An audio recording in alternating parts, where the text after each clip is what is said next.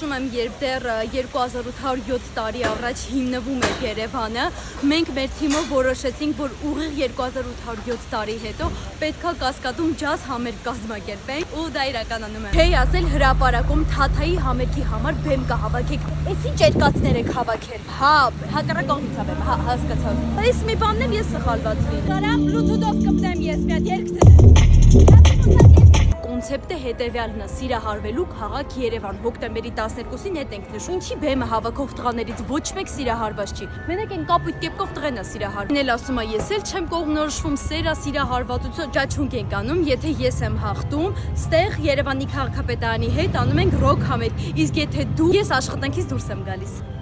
Ես արել թուղթ, ես էլ ռոք համերգ։ Քան ասացի, որ այս դասական համերգի կոնցեպտում ավելի համապատասխան է, որ Թումանյանի արձանը լինի, այս կողմում Սպենդերյանի արձանն էլ այն կողմում, ինչի եք հակառակը դրել, տեղափոխեք, շուտ ժամանակ չկա։ Մինչև գնամ հանգստանալու հետ կամ գարեջրի ու գինու փառատոններ կազմակերպեք։ Կազմակերպել եք, հորատենամ։